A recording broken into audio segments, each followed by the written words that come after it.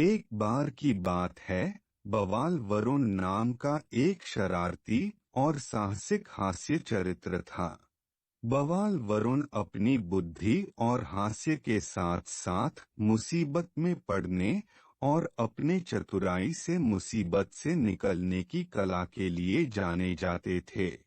एक दिन बवाल वरुण घूमते घूमते एक जंगल में पहुंच गया, जो पेड़ों और जानवरों से घिरा हुआ था।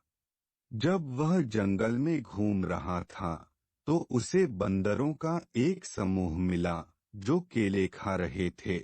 बवाल वरुण शरारती चरित्र होने के नाते बंदरों पर एक मजाक करने का फैसला किया। वह पास के एक पेड़ पर चढ़ गया और उन पर अमरूद फेंकने लगा। बंदर यह सोचकर कि पेड़ से अमरूद गिर रहे हैं, उत्तेजना में उसे खाने के लिए इधर-उधर कूदने लगे। लेकिन जैसे ही बवाल वरुण ने अमरूद फेंकना जारी रखा, उसने गलती से एक अमरूद बहुत जोर से फेंका और वह बंदरों के राजा के सिर पर जा लगा। राजा को गुस्सा आया। उसने देखा बवाल वरुण पेड़ से अमरूद फेंक रहे थे और उन्होंने अपनी वानरों की सेना को चंपक लाल को पकड़ने का आदेश दिया। बवाल वरुण को बंदरों ने घेर लिया और ऐसा लग रहा था कि उसका दुस्साहस समाप्त हो गया है। लेकिन बवाल वरुण इतनी आसानी से हार मानने वालों में से नहीं थे। बंदर के चंगुल से बचने के लिए उसने एक योजना बनाई। बवाल वरुण ने अपनी जेब से एक आईना निकाला और सूरज की तेज रोशनी में रखकर उसका किरण बंदरों मोड़ दिया। सूरज की किरण से बंदरों की आंखें चंदिया गया और वह ठीक से देख नहीं पाया। जैसे ही बंदर आंखें मूंद रहा था, बवाल वरुण बच निकला और जंगल से बाहर भाग गया। लेकिन बवाल वरुण की मुश्किलें खत्म होने का नाम ही नहीं ले रही थीं।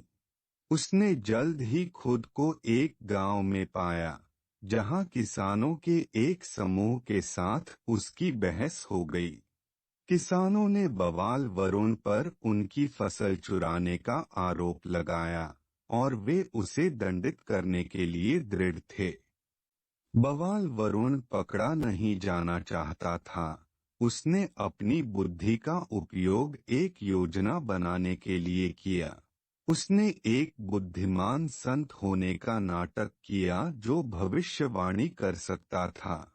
बवाल वरुण अजीब हरकत करते हुए मंत्र बढ़ाने लगा और किसानों से कहा कि वह चोरों को पकड़ने के लिए एक यज्ञ करेगा और यज्ञ सामग्री लेकर कल आएगा। किसानों ने बवाल वरुण की कथित शक्तियों से डरकर उन्हें जाने दिया और बवाल वरुण वहां से 9-2-11 हो गया। बवाल वरुण ने अपने साहसिक कार्य को जारी रखा और अपने शरारतों से कभी बाज नहीं आया।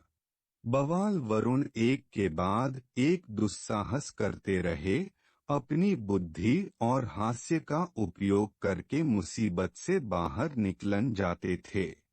उन्होंने हमें सिखाया कि हम चाहे कितनी भी मुश्किल में क्यों न पड़ जाएं, हम हमेशा अपनी बुद्धि और हास्य का इस्तेमाल खुद को बाहर निकालने के लिए कर सकते हैं।